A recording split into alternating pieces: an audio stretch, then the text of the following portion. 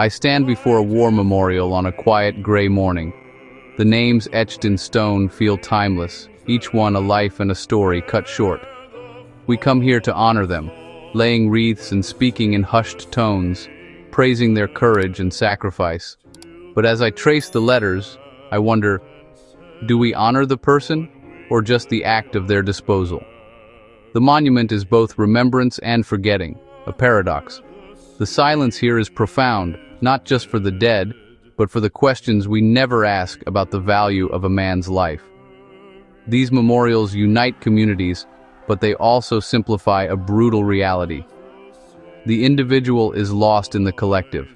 The scared young man, the father, the artist, all become the fallen soldier. We honor the uniform, the symbol of duty, but risk polishing away the messy, irreplaceable humanity of each person. This tradition of honoring the dead without questioning the system that sent them is deeply ingrained. We remember their names, but rarely examine the culture that told them their worth was measured by their willingness to die. Standing here, I feel the weight of that unspoken contract. It has shaped our world, our armies, and our understanding of manhood in conflict. The silence of the stones is not just about loss. It's about the questions we're afraid to ask. And until we ask them, the silence will remain. The expectation for men to fight is as old as civilization. From tribal warriors to Roman legions, being a man meant being a protector, a defender of tribe and land. This duty became a sacred covenant. In exchange for society's protection, men offered their bodies as shields. Stories and rituals celebrated those who faced death without flinching. A good death in battle was often seen as more honorable than a long life. This conditioning taught boys that their value was proven on the battlefield. In war, male lives became a strategic resource, raw material for victory. The state inherited the tribe's role, and nationalism became the new banner. The idea that a man's body belonged to the state in crisis became a cornerstone of modern nation building. This ancient covenant, forged in a world of spears and shields, would become devastatingly efficient in the industrial age. The expectation remained: the soil provides, the sword protects, and men pay the price. The First World War transformed war into a brutal equation of attrition. Men became manpower, resources to be expended for strategic objectives measured in yards of mud. Commanders moved divisions like chess pieces, knowing their orders meant tens of thousands of casualties. The individual soldier became an anonymous cog in a vast machine of death. The trenches were assembly lines for slaughter. Men rotated in, endured horror, and were replaced by fresh bodies. At the Somme, 60,000 British casualties fell in a single day, numbers that defy comprehension. This industrialization of warfare stripped away any romantic notions of combat.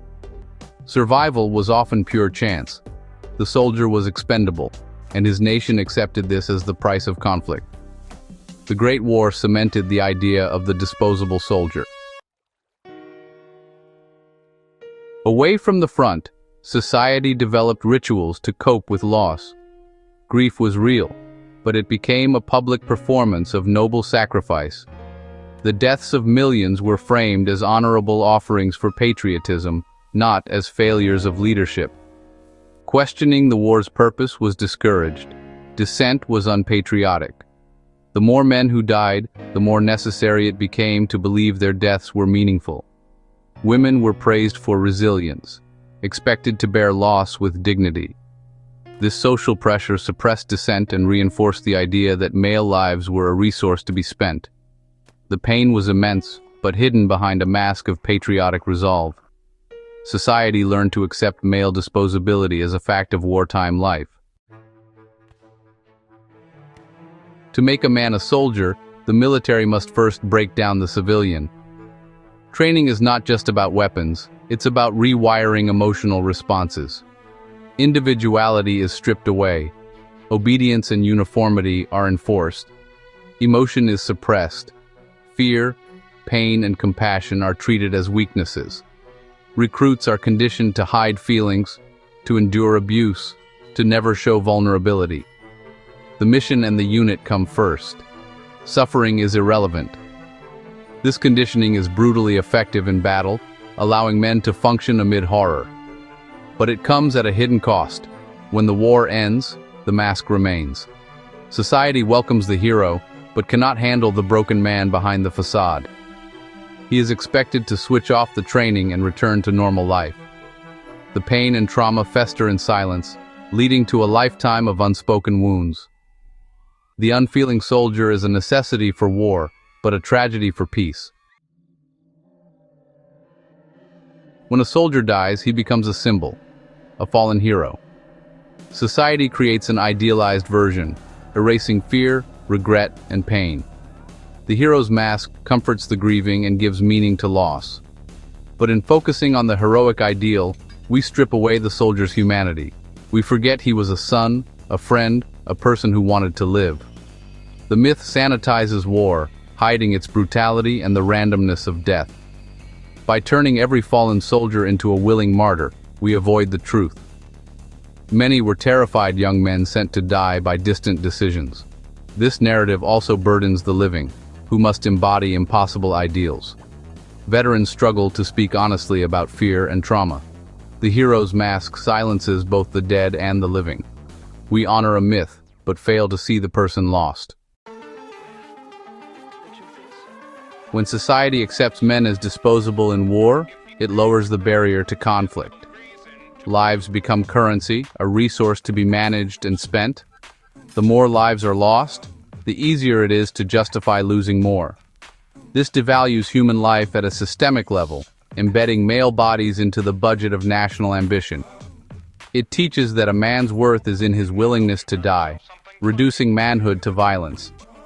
The suffering and trauma of men are overlooked or dismissed. This mindset seeps into wider culture, making society slow to address male-specific crises.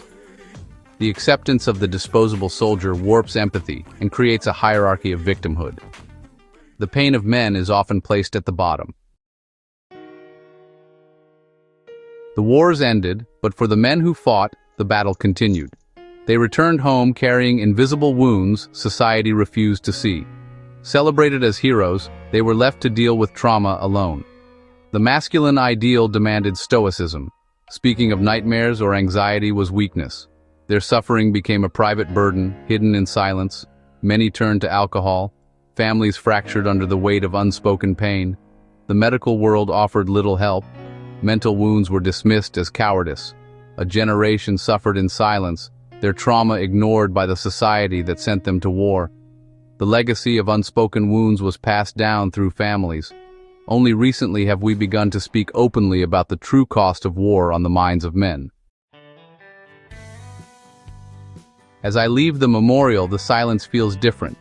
No longer just reverence, but complicity. For too long, we've let the hero symbol obscure the human being. We must see the soldier as a person, not a resource. This means acknowledging fear, trauma, and hope, not just courage. We must challenge the idea that a man's worth is measured by his willingness to die. Questioning male sacrifice is the highest form of respect. Let us honor the names on these stones with new understanding. Remember them as human beings, not just symbols of sacrifice. The greatest way to honor the dead is to cherish the living. Let us finally see the person behind the uniform, and never again treat life as cheap.